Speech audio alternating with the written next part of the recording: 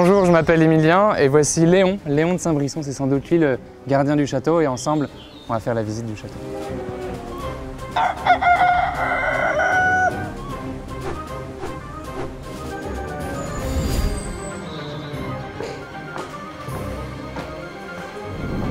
Ici, on arrive dans une partie qui n'est jamais ouverte au public et pourtant, elle est absolument belle et c'est mon escalier préféré au château. C'est un escalier qui est d'époque Louis XVI, entièrement forgé à la main. Malheureusement, son état de vétusté ne nous permet pas pour l'instant de l'ouvrir au public. Ici, on arrive à la terrasse du château et c'est un endroit que j'aime beaucoup puisqu'on n'est plus tout à fait sur terre. La terrasse fait 4,50 m d'épaisseur, c'est la courtine même, donc la muraille du château qui fait 4,50 m, une rareté à l'époque de Philippe Auguste où d'habitude en France on est à seulement 2 m d'épaisseur. C'était un château défensif, une place forte, extrêmement forte. Ici on peut voir l'ancien donjon qui a été arasé à la Révolution française.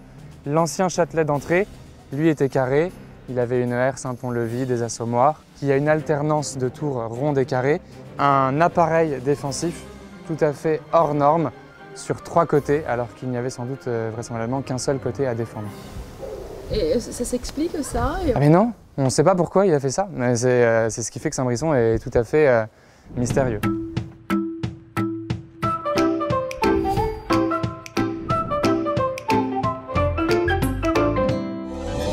Ici on arrive dans la chambre de la marquise, enfin son appartement puisque c'est une chambre et un boudoir. Même si ces pièces paraissent historiques, patinées et charmantes, il n'en est rien. Et c'est une recréation totale qui date de 2016. Quand on est arrivé ici, il faut s'imaginer que derrière les murs, il a fallu refaire les enduits. Ensuite, il a fallu trouver une soie, trouver un mobilier qui pourrait être cohérent par rapport à l'époque de construction de ce bâtiment. Sous nos pieds, on a un magnifique parquet qui n'a que 15 ans, puisque quand le château a été occupé par la marquise de Saint-Brisson jusqu'en 1987, les fenêtres étaient ouvertes, il y avait des oiseaux, il y avait des déjections forcément de ces oiseaux et tout cet appartement était totalement pourri. Non, mon déjà.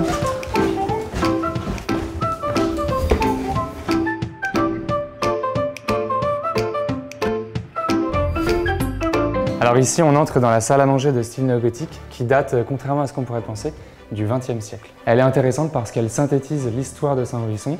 Dans son plafond, on a tous les blasons des différents propriétaires qui sont représentés, jusqu'à la famille emblématique qui a habité les lieux de la Renaissance jusqu'à 1987.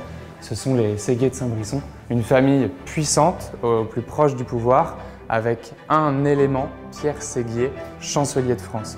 Et il a contribué à la création de l'Académie française, toujours en vigueur aujourd'hui.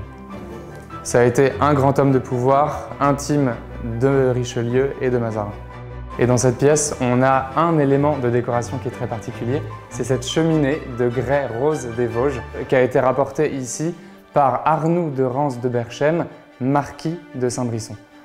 Il a hérité son titre de marquis par son grand-père maternel, ce qui n'est pas tout à fait la voie royale, et c'est pour ça un petit problème de légitimité personnelle qui s'est inventé une salle à manger tout à fait fastueuse dans laquelle il met en scène sa personne, son nom et son lignage. C'est à lui qu'on doit tous les grands programmes de rénovation. Derrière cette salle à manger moderne, on a un office qu'il a créé en 1907. On a dans la muraille médiévale, il a percé un escalier pour les domestiques, il a fait installer un monde plat. Donc quand il a fait cette salle à manger, il a vraiment modifié toute une partie du château qui était médiévale et inviolée. Il en a fait un restaurant moderne.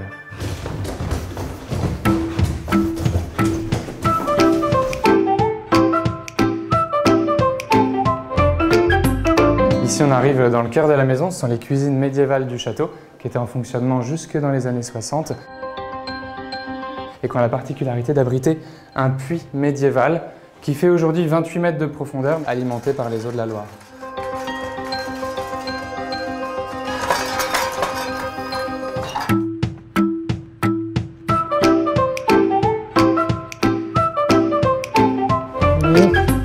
On arrive ici dans une des pièces les plus imposantes du château, c'est la grande charpente Renaissance.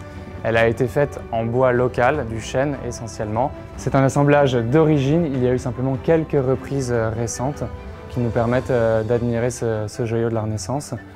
Et on parle d'une charpente très spéciale en forme de carène de bateau renversé. On appelle ça une charpente à chevron porte-en-ferme.